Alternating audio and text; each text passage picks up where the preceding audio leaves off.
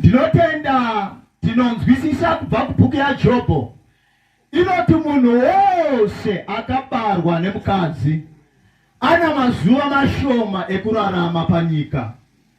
Ndokubva ndaona kuti haina kuzotaura kuti mashoma acho anotangira papi uye anoperera papi. Kune vamwe vane mashoma anoti vachitozvarwa anenge atopera, ndo ushoma hwacho. Vamwe vane mukana zvakare wekunosvika pa 20 years, but ushoma hwacho wonogumira pa 20 years obva akwana. Vamwe vanowanirwa nyasha dzekunosvika ku 40 years, vamwe vachitotaura kuti ndo panotangira upenyu, vamwe ndo paunenge uchiperera. But vamwe vanowanirwa nyasha sagogo vatiri kunzwa nhoroondo yavo vangovosvika ku 100 years. Ndo ushoma hwacho ihwohwo muzita raJesu. Haleluya. Saka ushoma hwemakore atinawo pano panyika tomboita seiko neushoma hwemakore atinawo? Tomaita here tichidadirana? Tomaita here tichiita zvisina maturo? Vana baba nana mai ndauya kuzokuudzaiwo panzvimbo pano kuti tina mazuva mashoma ekurarama panyika, uye mazuva mashoma anoda kuti tifadze muponesi, anoda kuti tifadze akatisika muzita raJesu. Haleluya. Nekuti pane chinhu chinonzi mabasa chichatiteverera, zvinova izvo zvandichatsikirira panguva ino. Chinonzi mabasa ako achakuteverera muzita raJesu. Haleluya. Tibatirei tinzwe. Tiverenge shoko raMwari kubva kubhuku yazvakazarurwa chapter number 14 paverse number 13. Ipapo ndakanzwa inzwi richibva kudenga. Ipapo ndakanzwa inzwi richibva kudenga richiti kwandiri, chimbomira ipapo. Zvandiri kuda kuti nditaure pano hazvisi kubva mumuromo mangu, hazvisi kubva mukatehenya katoko kamuri kuona. Vamwe vanoona uri mukuru mudoko zvisingaiti. Hazvisi kubva imomo. Pane mashoko ataurwa namurume akanyora vhesi ino. Anoti zvino ndakanzwa inzwi richibva kudenga richiti. Zvazvinoreva ndezvekuti mashoko atisi kuzotaura pano akabva kuna Mwari. Mashoko atiri kuzotaura pano akabva kuna Jehovha musiki wedu. Anombotaura achiti kudiko mashoko acho? Nyora uti vakafa vanofira munashe. Vakafa vanofira munashe. Chimbomira ipapo. Bhaibheri, shoko raMwari, rine zvinhu zvariri kutenda kuti tose takaungana pano.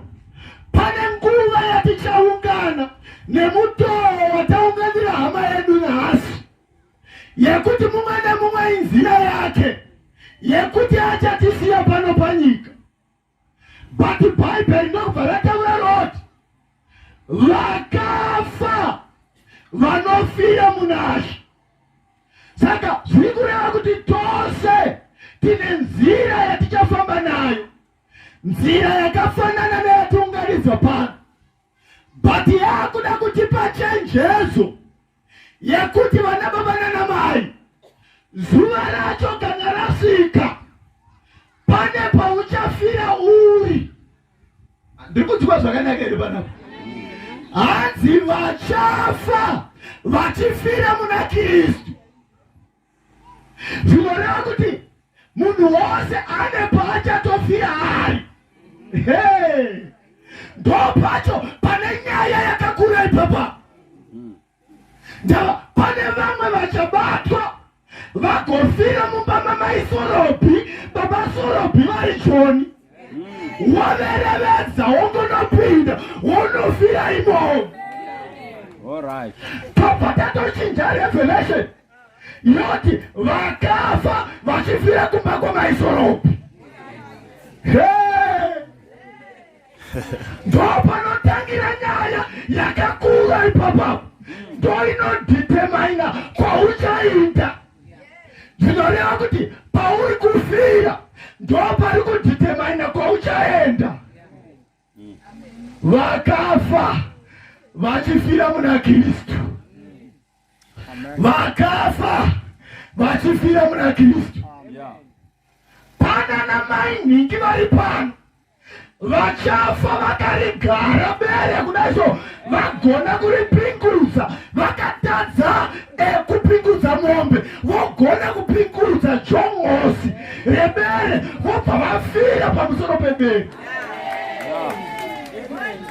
Vhesi tobva taipirigura toti vakafa vachifira pamusoro pebere. Manje kana tangoiverekanane hauchade anokuudzira kuti kana wasvika pamberi pamudhara kudenga watarisana naye anongokuti shamwari kwawakafira ndekupi, woti andava pamusoro pebere. Zvanzi chingochuzawo kwaungafita kuti uine, hautombobvunzi kuti baba ndoita kupi, wakutoziva nzira yako. Vakafa vachifira muna Kristu. Vakafa vachifira muna Kristu. Namakuhwa ako iwayo maiwe ipapa maiwe ipapa. Kune vazhinji vakanodonha vakazarigwa dundundu ndozviudzani uchiremerwa kuti ndozviudzani, wofa wakatakura makuhwa. Kuremerwa nawo kusvika pakuti makuhwa anokutora okuperekedza kuna baba. Tobva taipirigura toti vakafa vachifira kumakuhwa. Muzita raJesu, haleluya. Amen. Muzita raJesu, haleluya. Ipapa pane dzimwe nhunzvatunzva dzekuti vanhu vachichema pane ari kusiririka masiririso izvozvi achizoti usavi hwaita wonofira ikoko. Ndati vakafa vachifira kumakuhwa. Ngatitendeuke. Ndavanoti vakafa vachifira muna Kristu. Ndonzira iri kutarisirwa naMwari kuti wose achafa ngafire muna Kristu, wose achatisiya sezvatakaunganira gogo pano toti wakafa achifira muna Kristu. Iverengei vakaropafadzwa kubva zvino. Vakaropafadzwa kubva zvino. Hongo ndizvo zvinotaura mweya. Hongo ndizvo zvinotaura mweya, kwete ini. Kuti vazorore pakubata kwavo kukuru. Kuti vazorore, imbomira ipapo. Kuti vazorore kukubata kwavo kukuru. Zvinoreva kuti patakasiwa pano panyika naMwari pane zvizhinji zvakatarisirwa kuti tibate pano panyika. Manje pakubata ndo pane nyaya dzakawanda ipapo.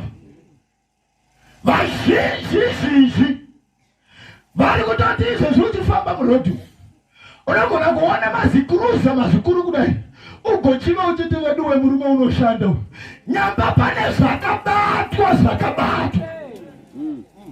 zvinobatwa ndo zvinosiyana.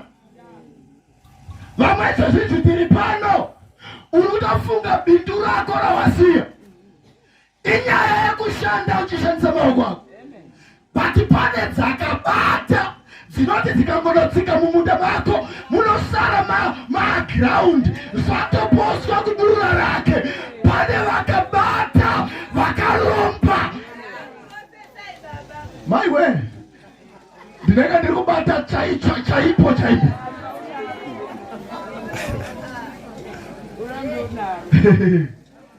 Pane vaakutozikana kuti uyu ukasangana naye usamutendera kuti apfuure mumunda mako. Akangopfuura chete mbeu dzapera. Pane zvakabatwa, divisi rakabatwa. Bata hazvisizvo zvinotaurwa neshoko kuti izvozvo ngatibate. Pane zviri kutarisirwa kuti tibate zvakanaka pamberi paMwari. Kweduwo paiva nemwoyo mukuru waiti kana akasangana navasikana kana kuti nemadzimai, waiti akakukwazisa kudai, akaloka ruoko rwake so, akakuti gwa, akakuti gwa, akakuti kwi kwi kwi.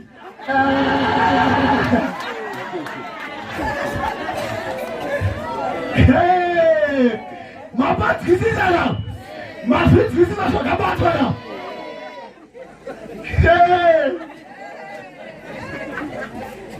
Sa vanhu vakava vanetsika yekuti ukamona mukuru ashuya kwazisana naye uchiveveredza kuleso timakadiyo naimainini kuti aiwa kwaziwa hai muri ikoko ndava pane zvakabatwa, pane zvakabatwa.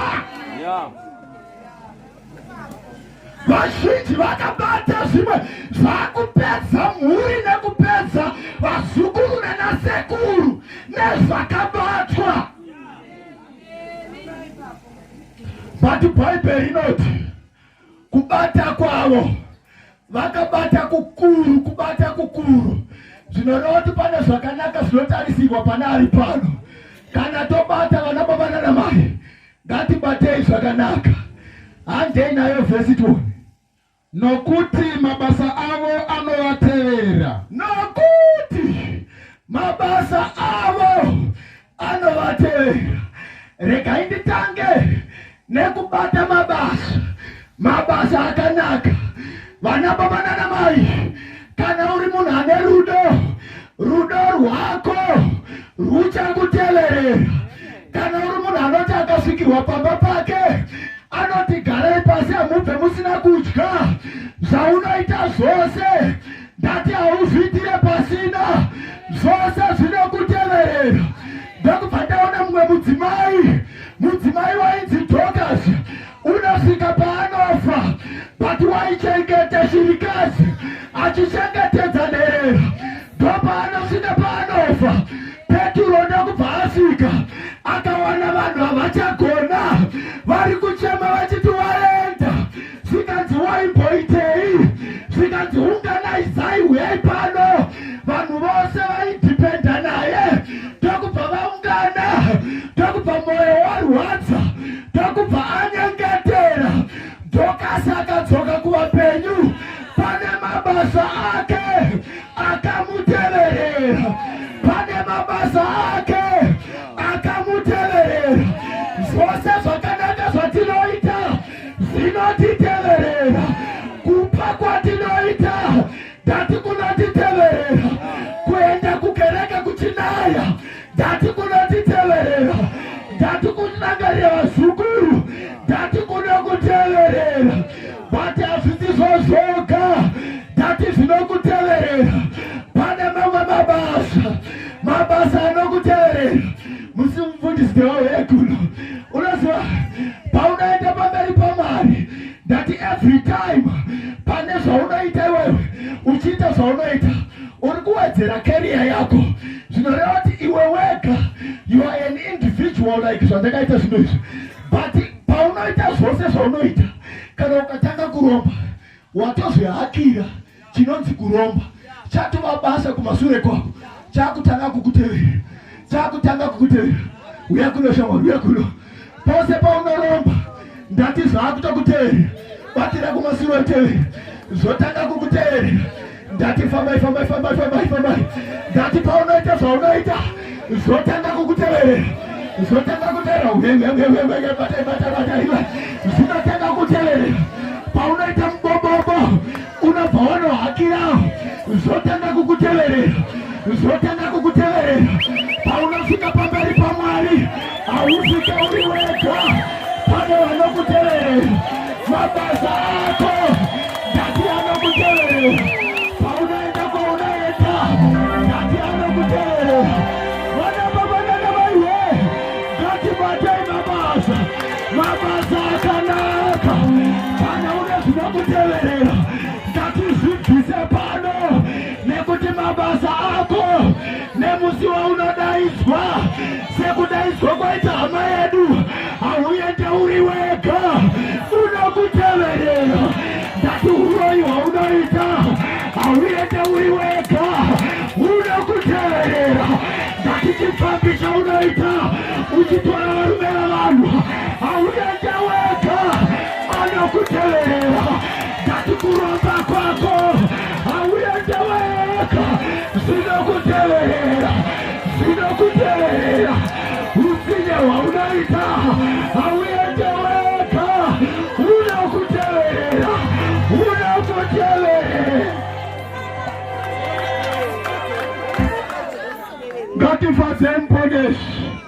pamazuva mashoma atakapiwa ngatigonei kumafadza muponesi, nekuti mabasa edu anotiteverera. Kwaunoswera une zvinokuteverera, ndati zvichakuteverera nemusi wekutungwa. Mwari wekudenga ngaationere nyasha tigone kuva nemabasa akanaka achatiteverera pakutongwa, achatiteverera pachigaro chenyasha, muzita nemuromo raJesu Kristu. Haleluya. Regai ndisiye mukana uno kuna Baba.